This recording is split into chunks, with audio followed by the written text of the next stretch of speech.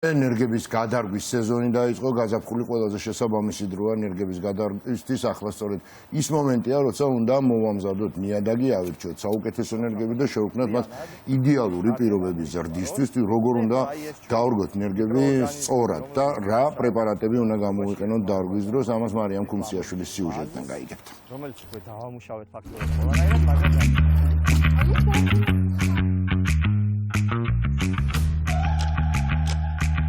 დღეს მინდა მე გასწავლოთ თქვენ თუ როგორ დავრგოთ ვაზის ენერგები, ვაშლის ენერგები, წინასწარ როგორ გავშლირდოთ ესა თუ ის პრობლემები, როგორ ავარჩიოთ ენერგები და რა პრეპარატები გამოვიყენოთ და სტიმულატორები თქვათ დარგვისას და მისი დამუშავებისას. პირველ რიგში მინდა გითხრათ ის, რომ უმეტესობა ადამიანებს აქცევს ყურადღებას თუ რისი დარგვა უნდა, ანუ ვაშლი, მსხალი, გარგარი და ასე შემდეგ და საერთოდ არ აქცევს ყურადღებას საძირეს. უმთავრესი არის მეგობრებო, სწორად საძირის შერჩევა. თქვენ შეიძლება ცხოვრობდეთ ყაზბეგში, მაგრამ იქაც გაახაროთ გარგარი თუ სწორად აურჩევთ მაგალითად საძირეს. ვიზუალურად დაათვალიერეთ ნერგი ყოველთვის.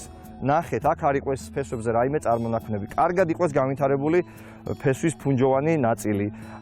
ჯანმრთელი იყოს ჭრილზე ფესვი, ასევე ჯანმრთელი იყოს ჭრილზე ნერგი ზემოთაც რა და არანაირი დაზიანება არ უნდა გქონდეს ნერგს. მეგობრებო, ეხლა გაჩვენებთ თუ როგორ ვამზადებთ ნერგებს სანამ ორმოებს ვიღებთ. ანუ რას ვაკეთებ მანამდე. ამ ორ კასრში მე მაქვს გახსნილი ბიოპრეპარატები. ორი მათგანი არის დამცავი, ეს არის ბიოკატენა და აგროკატენა, რომელიც შეიცავს თივის ჟღირს და ტრიქოდერმას. ეს არის ის მიკროორგანიზმები, რაც ფესვს იცავენ სხვადასხვა სოკოვანი დაავადებებისაგან. ფაქტიურად 90-95% მე გარანტირებულად ვიცი, რომ ფესვზე პრობლემა არ მექნება. თუ ამ პრეპარატებს გამოვიყენებ, ამ ნერგებს ყველაფერს მე ვაბობ წყალში, მარტო ფესვებს არა, ეს ღეროსთვისაც კარგია. ასე რომ თუ კასრი გაძლევთ საშუალებას, ამ სიღრმეზეც გინდათ, იმ სიღრმეზე ჩადევით ხოლმე კასრში. ეს მაინც უნდა გადაიჭრას ნერგები და რეალურად ეს ის სიმაღლეა, რაც დარჩება დარგვის შემდეგ. და შემდეგ, როცა უკვე აქედან ამოვიღებ ნერგებს და დავრგავ, ამ წყალსვე ვიყენებ მოსარწყავად ნერგების. რა, ანუ კიდევ ერთხელ ვაწვდი ამ მიკროფლორას მცენარეს. კიდევ ერთხელ დამატებით ჩვენ, რომ ეს ჩვენი მიკროორგანიზმები, რომელიც გახსნილი ქონდა კასრებში, კარგად მივაწებოთ ფესვს და ეგრევე იქვე ქონდეს და კარგად იცავდეს მცენარეს, მე ვაკეთებ ფაფას ეგრეთ წოდებულს.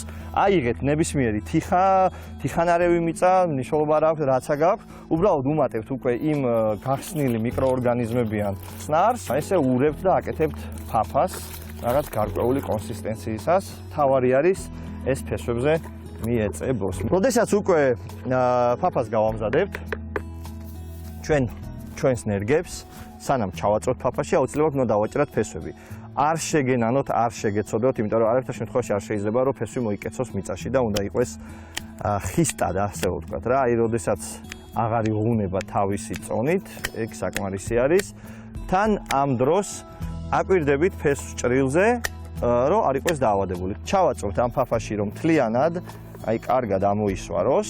და ეხლა აი ეს ჩვენი მიკროორგანიზმები, რომლებიც იცავს და კვებაში ეხმარება და სიმბიოზში შედის მცენარესთან, ზედვი არის ყველა. ჩვენ გავთ ეხლა ამ ორმოში ვაზს, რომელიც უკვე დავამუშავეთ ფაქტიურად ყველანაირად, მაგრამ დარგვისას მაინც ვიხმართ სასუქს. ესე იგი, შეხედეთ, აი დაახლოებით სანამყენე ზოლი ზემოთ რჩება და ფესვები უკვე დევს.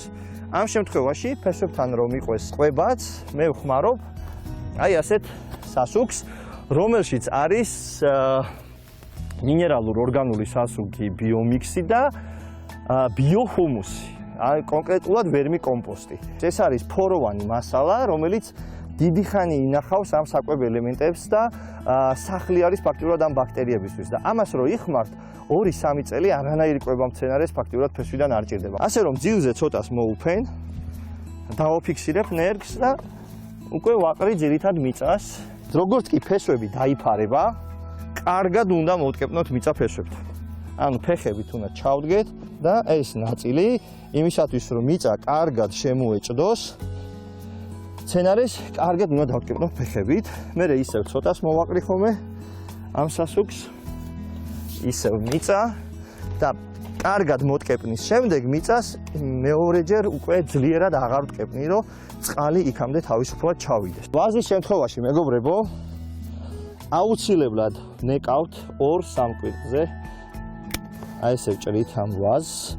ეხლა მე ჩემი ხრიკი იმისათვის, რომ იშვიათად მოურწყო და ყოველთვის არ ვირბინო აქ მოსარწყავა და არც მაქვს ამის დრო, მე ვიყენებ მულჩირებას. ეს არის ძველი და ახალი ნახერხი. ნახერხი არა, უფრო სწორად ნაშალაშინები მცენარის და ამას კლად უფენ. აი ასე. ამასაც ვამუშავებ ჩვენი ხსნარით ბიოპრეპარატების, რომ სწორი პროცესები წარიმართოს აქ. აუცილებელია მოურწყოთ დიდი რაოდენობის წყალით 10-15 ლიტრა მაინც. ვაზის შემთხვევაში ჩვენ უნდა გავუკეთოთ ქვიშის პირამიდა. იმისათვის რომ ეს ნაზი კვირტები გაღვიძებისას იყოს სულ ნოტიოთ, არ გახმეს, არ მოტყდეს. მეგობრებო, ვაშლის დარგვაზეც ფაქტიურად იგივენაირად ვიქცევით. აუცილებლად სანაპირო ზოლი მიწის ზემოთ და ნახეთ შეხორცების ადგილი, აი ეს ძველი ნაიარევი ყოველთვის მზის მხარეს დატოვეთ.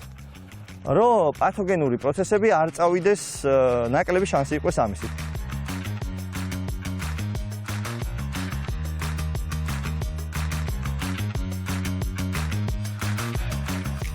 ეხლა ხრიკი, რასაც მე ვაკეთებ, ეს არის ჩვენი ბოთლი.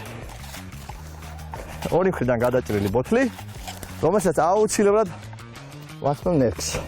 ეს არის იმისთვის საჭირო, რომ თაგვმა არ გააფუჭოს ეს ადგილი და მეორე ის, რომ თიბვის დროს არ მოგიხდეთ სათიბის ძუა. მერე ვამულჩირებ და მერე ვწყავ.